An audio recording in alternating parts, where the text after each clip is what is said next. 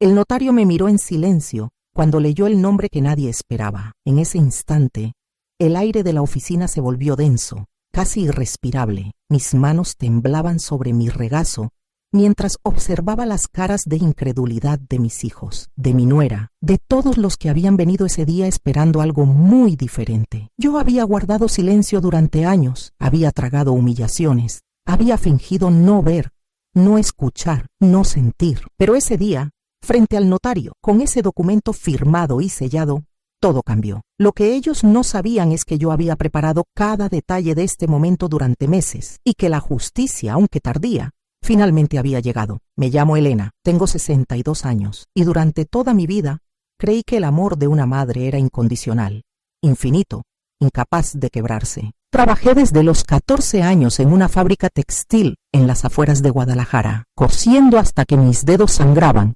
ahorrando cada peso para darles a mis hijos lo que yo nunca tuve. Mi esposo murió cuando Roberto, mi hijo mayor, tenía apenas 12 años y desde ese momento mi vida dejó de ser mía. Cada amanecer significaba levantarme a las 4 de la mañana, preparar el desayuno, tomar 2 camiones para llegar a la fábrica, regresar exhausta y aún así cocinar, limpiar, ayudar con las tareas. Los fines de semana lavaba ropa ajena para conseguir dinero extra. Nunca me compré un vestido nuevo, nunca fui al cine, nunca tomé vacaciones. Todo era para ellos, para que estudiaran, para que tuvieran oportunidades, para que no pasaran lo que yo pasé. Roberto creció siendo un niño responsable, o eso parecía. Sacaba buenas calificaciones, me ayudaba con su hermana menor, Lucía. Cuando terminó la preparatoria, conseguí un préstamo para pagar su universidad. Estudió administración de empresas mientras yo seguía cosiendo uniformes escolares en la fábrica, ahora con las manos deformadas por la artritis. Cuando se graduó, lloré de felicidad. Mi hijo, mi orgullo, era el primer profesionista de la familia. Consiguió un buen trabajo en una empresa de construcción,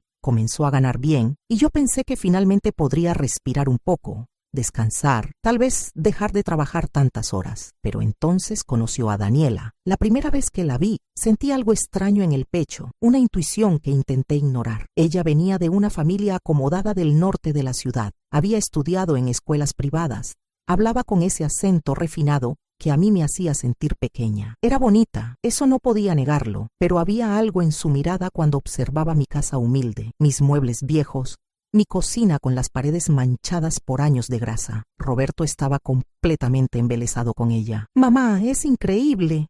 Es culta, es elegante», me decía con los ojos brillantes. Yo sonreía y asentía, pero por dentro sentía que algo no estaba bien. ¿Te ha pasado algo parecido? Cuéntalo en los comentarios. Los primeros meses después de que comenzaron su relación, Roberto todavía me visitaba seguido. Me traía despensa, me preguntaba cómo estaba, se quedaba a comer los domingos, pero poco a poco las visitas se espaciaron. Primero fueron excusas razonables. «Mamá, tengo mucho trabajo. Daniela y yo vamos a salir con sus papás. Es que hay una cena importante». Yo entendía, o al menos eso me decía a mí misma. Los jóvenes tienen su vida, pensaba. Pero cuando anunciaron su compromiso, yo esperaba que me incluyeran en los planes de la boda. Esperaba equivocadamente. «Mamá, la boda va a ser pequeña, muy íntima», me dijo Roberto una tarde cuando finalmente vino a visitarme después de 3 semanas sin verlo. Solo familia cercana y algunos amigos. Yo asentí, emocionada de todas formas. «Claro, mijo.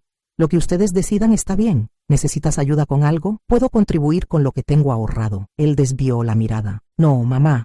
Está todo cubierto. Los papás de Daniela están pagando todo». Sentí una punzada de orgullo herido, pero la tragué. Lo importante era que mi hijo fuera feliz. La invitación llegó solo 2 semanas antes de la boda. Un sobre elegante, grueso, con letras doradas. Cuando lo abrí, vi que había una nota escrita a mano por Daniela. «Elena, esperamos contar con tu presencia. La ceremonia será a las 6 de la tarde en el Jardín Real. Código de vestimenta.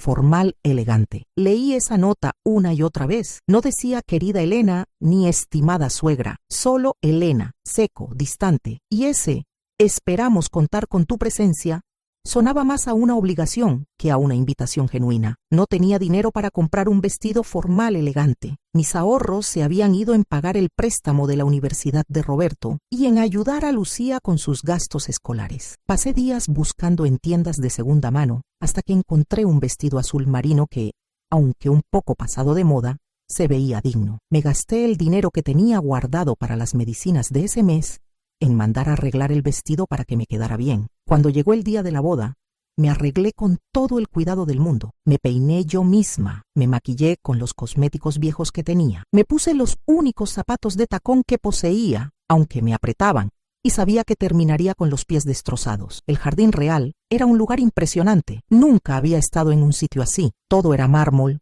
flores caras, meseros con guantes blancos. Me sentí inmediatamente fuera de lugar. Las mujeres llevaban vestidos de diseñador, joyas que brillaban bajo las luces, peinados elaborados hechos en salones costosos. Los hombres vestían trajes perfectamente cortados. Y yo, con mi vestido de segunda mano y mis zapatos apretados, me sentía como una intrusa en un mundo que no era el mío. Roberto me saludó rápidamente. «Hola, mamá, qué bueno que llegaste.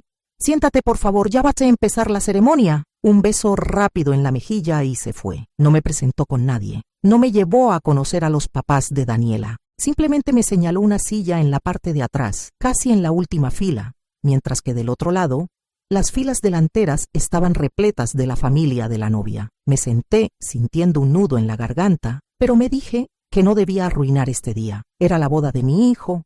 Tenía que estar feliz por él. La ceremonia fue hermosa. No podía negarlo. Daniela se veía radiante con su vestido blanco, que debió costar más de lo que yo ganaba en 6 meses. Roberto lucía guapo en su traje gris, con una sonrisa que no le había visto en mucho tiempo. Cuando dijeron sus votos, las lágrimas corrieron por mis mejillas. Mi bebé, el niño que había cargado en brazos, que había alimentado con tanto sacrificio, se estaba casando, pero esas lágrimas también eran de dolor, porque sentía que lo estaba perdiendo. Después de la ceremonia vino la recepción. Las mesas estaban decoradas con arreglos florales enormes. La comida era elaborada.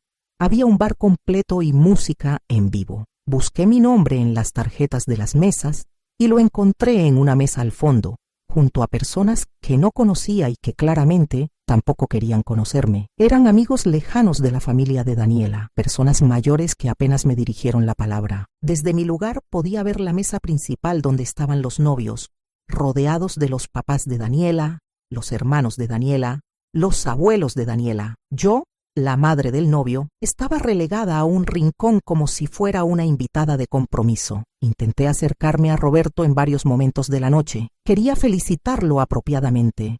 Quería abrazarlo.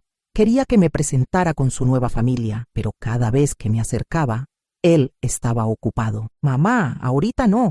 Estoy saludando a los invitados. Mamá, tenemos que cortar el pastel. Mamá, vamos a bailar el vals». Daniela ni siquiera me miraba. Cuando nuestros ojos se cruzaron una vez, ella simplemente volteó la cara y siguió conversando con sus amigas. Hubo un momento en la noche que nunca olvidaré. Yo estaba parada cerca del bar, intentando parecer ocupada para no verme tan sola, cuando escuché voces conocidas. Era Daniela hablando con 2 de sus amigas, no muy lejos de donde yo estaba. No me vieron porque había una columna de por medio. «Dios, qué alivio que ya pasó todo», decía Daniela con una risa nerviosa. Estuve a punto de no invitarla, pero Roberto insistió. Una de sus amigas respondió. «¿A quién?» «A la mamá de Roberto». «Sí», dijo Daniela bajando la voz, pero no lo suficiente. «Es que no sé, me da pena. Con ese vestido horrible y esos zapatos. Se nota que viene de un lugar muy humilde. Los papás de Roberto ni siquiera están aquí.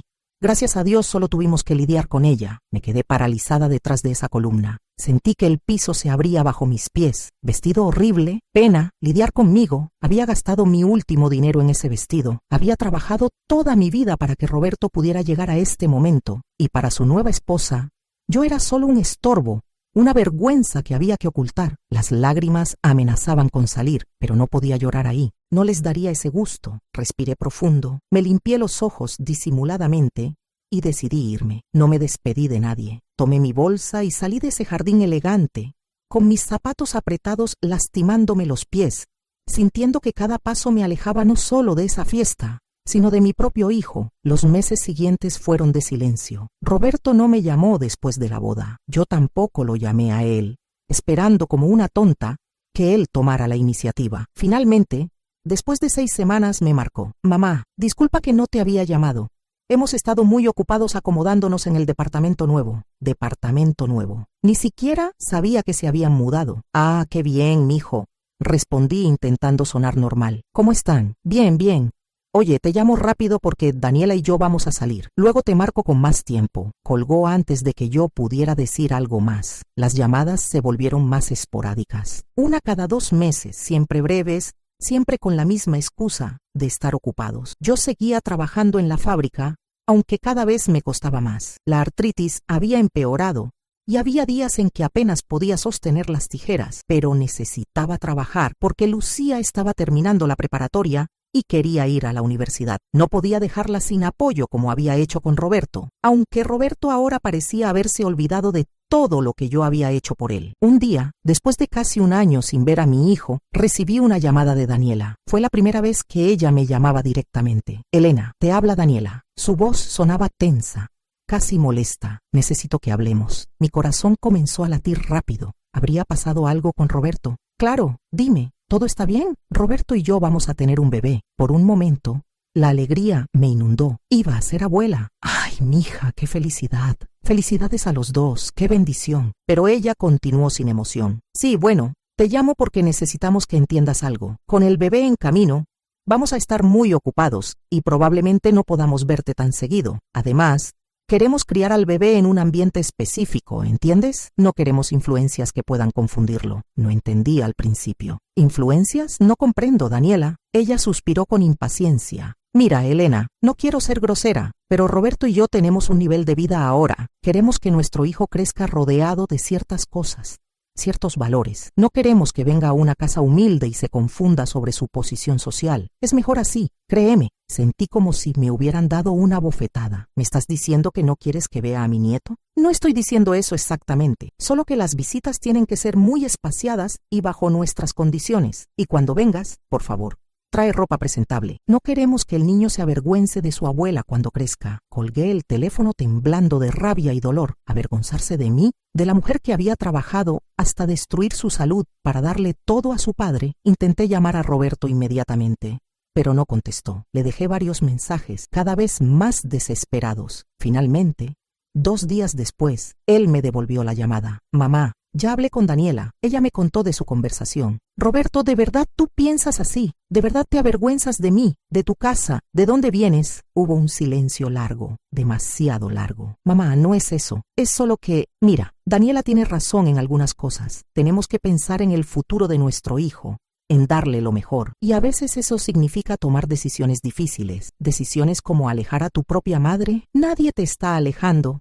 Solo necesitamos espacio. Por favor, entiende. Y colgó. Lloré durante días. Lucía me encontró varias veces llorando en la cocina, en mi cuarto, mientras doblaba ropa. Ella, que ya tenía 17 años, me abrazaba y me decía, mamá, Roberto es un malagradecido, no te merece. Pero yo seguía esperando que mi hijo reaccionara, que se diera cuenta del daño que me estaba haciendo. Esa esperanza era lo único que me mantenía en pie. Si esta historia te remueve, dale like y comparte para apoyar a quienes viven situaciones similares. El bebé nació en marzo. Me enteré por una publicación en redes sociales que una conocida me mostró. Ni Roberto ni Daniela me avisaron. En la fotografía se veía a Daniela en la cama del hospital, sosteniendo a un bebé envuelto en una manta azul. Roberto estaba a su lado, sonriendo orgulloso. Los papás de Daniela estaban ahí, sus hermanos, sus abuelos, todos rodeando al recién nacido. Yo ni siquiera sabía su nombre. Llamé a Roberto inmediatamente,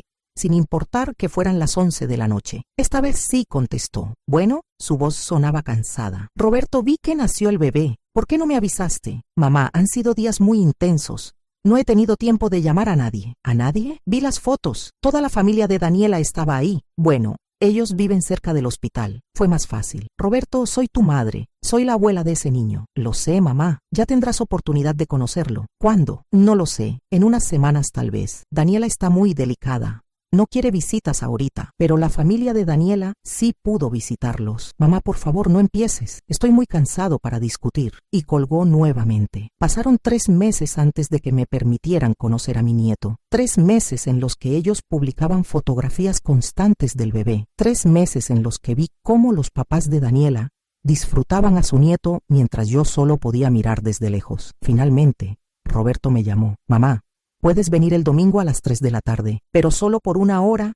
Daniela necesita que el bebé mantenga su rutina. No discutí, acepté las migajas que me daban. El domingo llegué al departamento de Roberto con un regalo para el bebé, una cobija que había tejido yo misma con mis manos adoloridas, trabajando cada noche después de la fábrica. Había puesto todo mi amor en cada puntada. Daniela abrió la puerta con cara de fastidio. «Llegas temprano, Elena». Dije a las 3. Miré mi reloj. Eran las 2:55. 5 minutos temprano. Disculpa. Pensé que no habría problema. Ella no se movió del marco de la puerta por unos segundos, como si considerara no dejarme entrar, pero finalmente se hizo a un lado. «Pasa, pero por favor no hagas mucho ruido. Santiago acaba de quedarse dormido». Santiago. Ese era el nombre de mi nieto y yo me estaba enterando apenas en ese momento. El departamento era moderno, minimalista, todo en colores claros y muebles caros. Me sentí inmediatamente incómoda, como si cada paso que daba pudiera ensuciar algo. Roberto salió de una de las habitaciones con el bebé en brazos. Mi corazón se derritió al verlo. Era hermoso, con los ojos cerrados, tan pequeño y perfecto. «¿Puedo cargarlo?», pregunté con voz temblorosa. Roberto miró a Daniela esperando su aprobación. Ella asintió con desgano. «Pero lávate las manos primero. Y ten cuidado con su cabeza». Me lavé las manos en el baño, frotándolas 3 veces para asegurarme de que estuvieran completamente limpias. Cuando regresé, Roberto me pasó al bebé con tanto cuidado como si me estuviera confiando el objeto más frágil del mundo. Sentí el peso de Santiago en mis brazos y las lágrimas comenzaron a caer solas. «Mi nieto», susurré. «Mi nietecito hermoso». Daniela me miraba con los brazos cruzados como supervisando cada movimiento. No pude disfrutar ese momento porque sentía sus ojos clavados en mí, juzgando, esperando que cometiera algún error. La hora pasó volando. Daniela la había cronometrado literalmente. Cuando se cumplieron los 60 minutos, se levantó del sillón. «Bueno, Elena, ya es hora. Santiago necesita comer y luego tiene que dormir». Besé la frente de mi nieto antes de devolvérselo a Roberto. «¿Cuándo puedo volver a verlo?». Daniela respondió antes que Roberto. «Te avisaremos». «Pero no será pronto, tenemos muchas cosas que hacer». Salí de ese departamento sintiendo que me arrancaban el corazón. Las visitas siguientes fueron igual de controladas, igual de breves, siempre bajo la supervisión estricta de Daniela. Cada vez que intentaba cargar a Santiago por más de unos minutos, ella decía: «Ya es suficiente, Elena, no queremos cansarlo». Cada regalo que llevaba era recibido con comentarios hirientes. La cobija que había tejido: «Ay, Elena, esta tela es muy corriente, podría irritar la piel del bebé». Un juguete de madera que compré en el mercado. «Preferimos juguetes de marca. Estos no están certificados». Un suéter que le compré: «Es muy feo, Elena. No combina con nada de su ropa». Pero el momento que realmente me destrozó llegó cuando Santiago cumplió 1 año. Yo asumí que habría una fiesta y que me invitarían. Días antes, le pregunté a Roberto: «Mijo, ¿a qué hora es la fiesta de Santiago? Quiero llevarle un pastel». Roberto evitó mi mirada. «Mamá, va a ser algo muy pequeño, muy íntimo». El corazón se me cayó a los pies. Ya había escuchado esas palabras antes. «Roberto es mi nieto, es su primer cumpleaños». «Lo sé, mamá, pero Daniela quiere que sea solo con familia cercana». «Yo soy familia cercana, soy su abuela». «Mamá, por favor, no hagas esto más difícil. Daniela ya decidió la lista de invitados y no quiere más gente». «¿Más gente? Soy su abuela, no soy una desconocida». «Ya lo sé, pero es su decisión, lo siento». El día del cumpleaños de Santiago, me quedé en casa llorando mientras veía las publicaciones en redes sociales. Había al menos 50 personas en esa fiesta. Los abuelos de Daniela cortando el pastel con Santiago, los tíos de Daniela jugando con él, los amigos de Roberto y Daniela brindando, globos, música, comida abundante, regalos caros, y yo, la abuela paterna, excluida completamente. Lucía me abrazó mientras yo sollozaba. «Mamá, esto no está bien. Roberto se ha convertido en alguien que no reconozco». Tenía razón, pero yo no quería admitirlo. Todavía había una parte de mí que se aferraba a la esperanza de que mi hijo volviera a ser el que era. Intenté hablar con Roberto después de ese cumpleaños. Fui hasta su departamento sin avisar, algo que nunca había hecho. Daniela abrió la puerta y su cara se transformó en una mueca de disgusto. «¿Qué haces aquí, Elena? No es tu día de visita. Necesito hablar con Roberto». «No está. Su carro está estacionado afuera». «Sé que está». Ella cerró la puerta casi en mi cara. «Está ocupado. Si quieres hablar con él, llámalo por teléfono». Me quedé parada frente a esa puerta cerrada, sintiendo la humillación más grande de mi vida. Mi propio hijo me rechazaba, escondido detrás de su esposa, sin el valor de darme la cara. Los años siguientes fueron un ciclo constante de humillaciones. Veía a Santiago quizás una vez cada 3 o 4 meses, siempre bajo las mismas condiciones restrictivas. El niño crecía sin conocerme realmente. Para él, yo era solo esa señora mayor que aparecía de vez en cuando. Mientras tanto, yo veía en las fotografías de redes sociales cómo los abuelos de Daniela disfrutaban de mi nieto cada día, cómo lo llevaban al parque, cómo celebraban cada logro suyo. A mí me habían robado la oportunidad de ser abuela. Mi salud empezó a deteriorarse. La artritis se volvió tan severa que finalmente tuve que dejar la fábrica. Los doctores me dijeron que necesitaba cirugía en ambas manos, pero no tenía dinero para pagarla. Lucía, que ya estaba en la universidad estudiando enfermería, trabajaba medio tiempo para ayudarme, pero no era suficiente. Una tarde, reuní el valor para llamar a Roberto y pedirle ayuda. Mijo, necesito contarte algo. Los doctores dicen que necesito operarme de las manos. Es urgente, pero la cirugía cuesta mucho dinero. Esperaba que él, mi hijo, el que había estudiado gracias a mi sacrificio, me ayudara. Mamá, justo ahora estamos muy apretados económicamente. Acabamos de comprar una casa nueva y los gastos son muchos. Roberto, es una cirugía necesaria. No puedo ni sostener un vaso. El dolor es insoportable. ¿No puedes pedirle ayuda al Seguro Social? Sabes que el seguro tarda meses en aprobar estas cosas.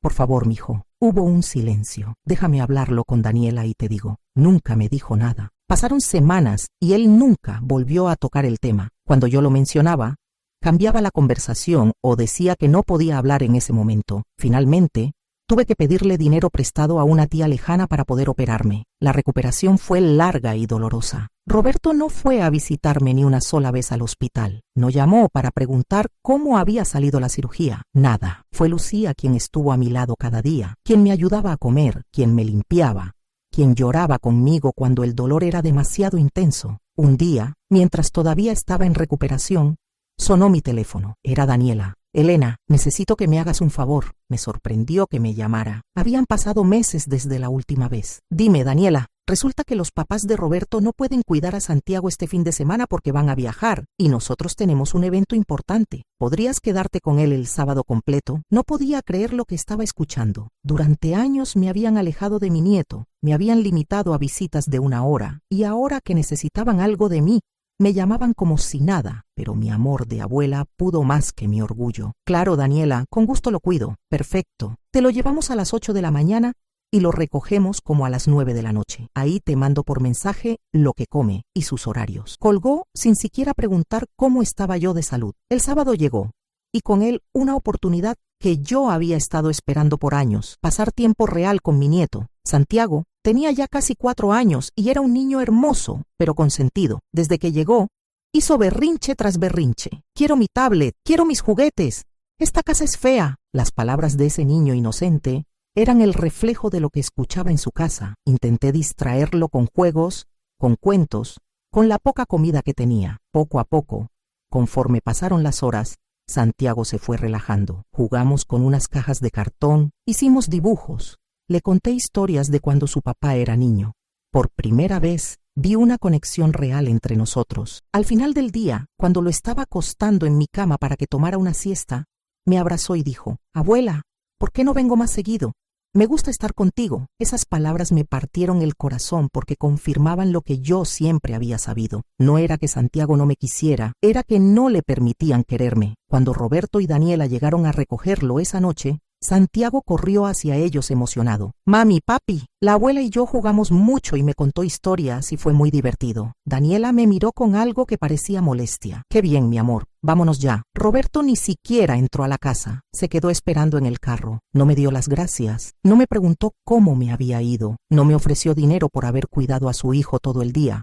Simplemente se fueron. Después de ese día, las cosas empeoraron todavía más. Daniela no volvió a llamarme para que cuidara a Santiago. Las visitas se hicieron todavía más esporádicas. Un día, 6 meses después de ese sábado, recibí un mensaje de texto de Roberto. No una llamada, un mensaje. «Mamá, Daniela y yo hemos estado pensando. Creemos que es mejor que Santiago no te visite más por un tiempo. Está en una edad muy impresionable y no queremos que se confunda con diferentes estilos de vida. Espero que lo entiendas». Leí ese mensaje una y otra vez, sin poder creer lo que veía. Me estaban cortando de la vida de mi nieto completamente. Les llamé inmediatamente. Roberto contestó. «¿De qué hablas, Roberto? ¿Qué significa esto?» «Mamá, ya te lo expliqué en el mensaje. Es mejor así». «¿Mejor para quién?» «Para Daniela. Para todos, mamá, para Santiago especialmente. ¿Y yo qué? No tengo derecho a ver a mi nieto. Tienes que entender que las cosas cambian. Santiago está creciendo en un ambiente diferente al que tú conoces. Diferente. Siempre ha sido sobre eso, ¿verdad? Sobre que no soy suficiente para ustedes. Sobre que me avergüenzan. Mamá, no digas eso. Es la verdad. Desde que te casaste con esa mujer, te has avergonzado de mí, de tu hermana, de todo lo que somos. Ya no quiero discutir esto. Mi decisión está tomada. Y colgó. Caí en una depresión profunda. Dejé de comer bien. Dejé de salir de casa. Lucía estaba preocupada por mí. Mamá, tienes que reaccionar. Roberto no te merece. Deja de sufrir por alguien que no te valora. Pero ¿cómo dejas de amar a un hijo? ¿Cómo apagas ese instinto maternal que te dice que tienes que seguir intentándolo? Durante meses viví en esa oscuridad, viendo pasar los días sin sentido, sintiendo que mi vida había sido un desperdicio. Había trabajado tanto, me había sacrificado tanto, y al final no tenía nada, ni siquiera el amor de mi hijo mayor. Fue en esos meses oscuros cuando algo inesperado sucedió. Mi prima Estela, a quien no veía desde hacía años, vino a visitarme. Ella vivía en Querétaro y había venido a Guadalajara por un asunto de trabajo. Cuando me vio, se asustó. Elena, ¿qué te pasó? Estás en los huesos. Le conté todo, cada humillación, cada rechazo, cada dolor. Estela me escuchó con lágrimas en los ojos. Cuando terminé, me tomó de las manos. Prima, esto no puede seguir así. Tú no mereces esto. Nadie lo merece. ¿Y qué puedo hacer? Es mi hijo. Tu hijo ya no es un niño. Es un hombre adulto que está tomando decisiones conscientes de lastimarte y tú tienes que tomar decisiones para protegerte. Las palabras de Estela se quedaron conmigo. Esa noche no pude dormir pensando en todo lo que había vivido, en todas las veces que había permitido que me trataran como si no valiera nada. Y algo dentro de mí comenzó a cambiar. Una rabia que había estado enterrada bajo años de amor maternal comenzó a surgir. No era justo. Nada de lo que me habían hecho era justo. Había dado todo por Roberto, absolutamente todo, y él me había pagado con desprecio y abandono. Comencé a investigar. Recordé que años atrás, cuando Roberto todavía me visitaba, él había mencionado que yo era beneficiaria de su seguro de vida y que eventualmente, cuando yo ya no estuviera, él heredaría la casa donde yo vivía. La casa estaba a mi nombre. Era lo único que tenía. Mi esposo la había comprado antes de morir, y aunque era pequeña y modesta, era mía. También tenía algunas joyas que mi esposo me había regalado a lo largo de los años, y una cuenta de ahorros que, aunque no tenía mucho, era el resultado de mi trabajo de toda una vida. Me di cuenta de que Roberto y Daniela estaban esperando a que yo muriera para quedarse con esas cosas. No me buscaban por amor, sino por interés. Estaban esperando su herencia mientras me mantenían viva pero alejada, sin darme las migajas de afecto que yo tanto anhelaba. Fui con un abogado. Don Javier era un señor mayor que había trabajado con mi difunto esposo hace años. Le expliqué mi situación y él me escuchó con seriedad. Elena, lamento mucho lo que estás viviendo. Desafortunadamente, es más común de lo que crees. ¿Qué necesitas que haga por ti? Necesito cambiar mi testamento. Necesito asegurarme de que Roberto no reciba nada cuando yo muera. Don Javier asintió. Puedes hacer eso. Es tu derecho decidir quién hereda tus bienes. ¿Tienes en mente otro beneficiario? Pensé en Lucía, mi hija que había estado a mi lado siempre, que había trabajado para ayudarme, que había cuidado de mí cuando estaba enferma. Sí. Quiero que todo sea para Lucía. Podemos hacerlo. Solo necesito que traigas ciertos documentos y podemos proceder. Durante las siguientes semanas reuní todos los papeles necesarios. Don Javier redactó un nuevo testamento donde especificaba que Lucía heredaría la casa, las joyas y todo lo que yo tenía. También cambié los beneficiarios de mi seguro de vida y de mi cuenta de ahorros. Firmé todo con las manos todavía adoloridas de la cirugía, pero con una determinación que no había sentido en años. Elena, me dijo don Javier cuando terminamos, quiero que sepas que estás haciendo lo correcto. Un hijo que te trata así no merece tu herencia. Merece una lección. No es solo por castigarlo, le dije. Es porque Lucía se ha ganado esto. Ella es quien me ha demostrado amor verdadero. Guardé el testamento en un lugar seguro y no le dije nada a nadie excepto a Lucía. Cuando le conté lo que había hecho, ella lloró. Mamá, no tenías que hacer eso. Yo te cuido porque te quiero, no por interés. Lo sé, mija, pero justamente por eso te lo mereces. Los meses pasaron y yo comencé a sanar emocionalmente. Acepté que Roberto estaba perdido para mí, que el hijo que yo había criado ya no existía. Me enfoqué en mi relación con Lucía, en disfrutar los pequeños momentos, en reconstruir mi vida sin centrarla en alguien que no me apreciaba. Un año después, algo inesperado sucedió. Roberto me llamó. Su voz sonaba diferente, casi desesperada. Mamá, necesito hablar contigo urgentemente. Mi corazón todavía daba un salto cuando él me llamaba.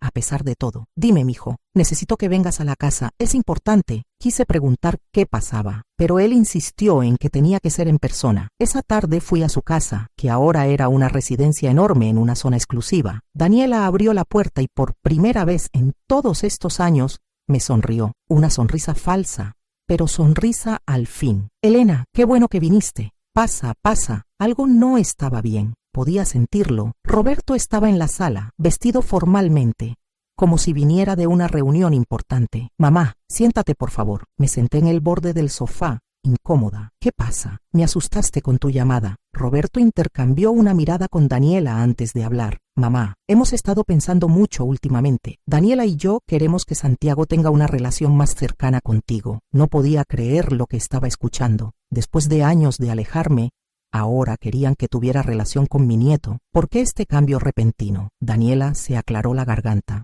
Bueno, Elena, Santiago está creciendo y creemos que es importante que conozca a toda su familia. Hemos sido quizás demasiado estrictos. Algo en mi interior me decía que esto no era sincero, pero quería creerlo. Quería creer que finalmente mi hijo había recapacitado. Me alegra mucho escuchar eso. Ustedes saben cuánto amo a Santiago. Roberto asintió. Lo sabemos, mamá. De hecho, nos gustaría que empezaras a venir más seguido, tal vez 2 veces por semana. Era demasiado bueno para ser verdad. Y tenía razón en desconfiar. Daniela continuó. Y también, Elena, ahora que vamos a estar más en contacto, pensamos que sería bueno hablar sobre el futuro. Tú sabes, cosas prácticas. Entendemos que tienes una casa y algunas propiedades. Quizás sería buena idea que empezáramos a planear cómo manejar esas cosas eventualmente, para evitar problemas legales más adelante. Ahí estaba la verdadera razón. No les importaba que yo tuviera relación con Santiago, les preocupaba la herencia. Probablemente se habían enterado de que yo había cambiado mi testamento, o simplemente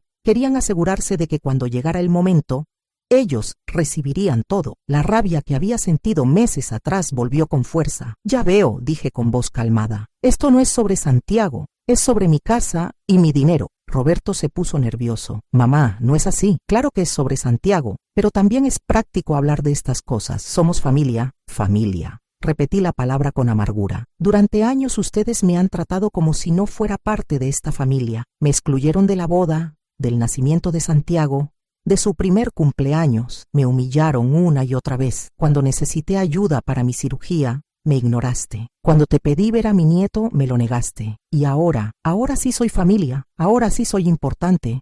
¿Qué cambió, Roberto? Él no pudo sostener mi mirada. Daniela respondió por él, con ese tono frío que yo conocía tan bien. Elena, si vas a ponerte dramática, mejor olvida esta conversación. Solo estábamos tratando de hacer las cosas bien. Me levanté del sofá. No, Daniela, lo que están tratando de hacer es asegurarse de recibir una herencia que ya no existe. La cara de Roberto se puso pálida. ¿Qué quieres decir? Quiero decir que hace meses cambié mi testamento. Todo lo que tengo, cada peso, cada objeto, va para Lucía. Ustedes no van a recibir nada. El silencio que siguió fue ensordecedor. Roberto se puso de pie de un salto. ¿Cómo pudiste hacer eso?